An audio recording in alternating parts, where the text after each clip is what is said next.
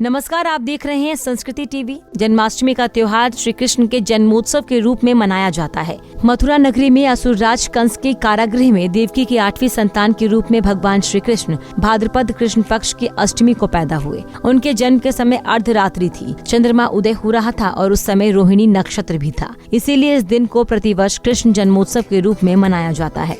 कृष्ण जन्माष्टमी का मुहूर्त। अष्टमी पहले ही दिन आधी रात को विद्यमान हो तो जन्माष्टमी व्रत पहले दिन किया जाता है। अष्टमी केवल दूसरे ही दिन आधी रात को व्याप्त हो तो जन्माष्टमी व्रत दूसरे दिन किया जाता है। अष्टमी दोनों दिन आधी रात को व्याप्त हो और अर्धरात्रि में रोहिणी नक्षत्र का योग एक ही दिन हो तो जन्माष्टमी व्रत रोहिणी नक्षत्र से युक्त दिन में किया जाता है। अष्टमी दोनों दिन आधी रात को विद्यमान हो और दोनों ही अर्धरात्रि में रोहिणी नक्षत्र व्याप्त हो रहे हों तो जन्माष्टमी व्रत दूसरे दिन किया जाता है। अष्टमी दोनों दिन आधी रात को व्याप्त हो और अर्धरात्रि में दोनों दिन रोहिणी नक्षत्र का योग ना हो तो जन्माष्टमी व्रत दूसरे दिन किया जाता है। अगर दोनों दिन अष्टमी आधी रात को व्याप्त ना करें तो प्रत्येक स्थिति में जन्माष्टमी व्रत दूसरे ही दिन होगा। विशेष उपरोक्त मुहूर्त स्मार्त मत के अनुसार दिए गए हैं। वैष्णवों के मतानुसार श्री कृष्ण जन्माष्टमी अगले दिन मनाई जाएगी। ध्यान रहे कि वैष्णव और स्मार्त संप्रदाय मत को मानने वाले लोग इस त्योहार को अलग अलग नियमों से मनाते हैं। हिंदू धर्म शास्त्रों के अनुसार वैष्णव वो लोग हैं जिन्होंने वैष्णव संप्रदाय में बतलाए गए नियमों के अनुसार विधिवत दीक्षा ली है। ये लोग अधिकतर अपने गले में कंठी माला पहनते हैं और मस्तक पर विष्णु चरण का चिन्ह लगाते हैं। इन वैष्णव लोगों के अलावा सभी लोगों को धर्मशास्त्र में स्मार्त कहा गया है।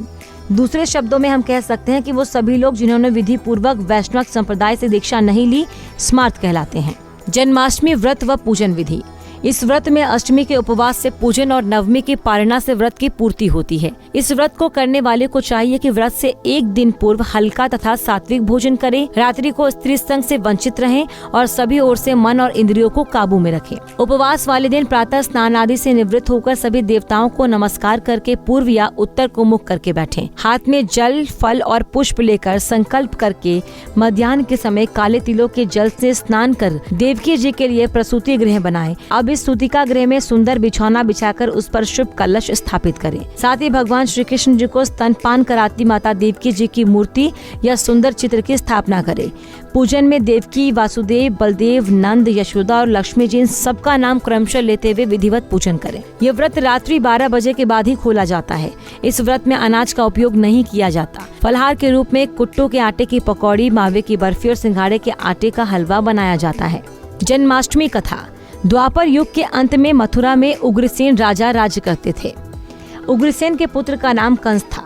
कंस ने उग्रसेन को बलपूर्वक सिंहासन से उतारकर जेल में डाल दिया और स्वयं राजा बन गया।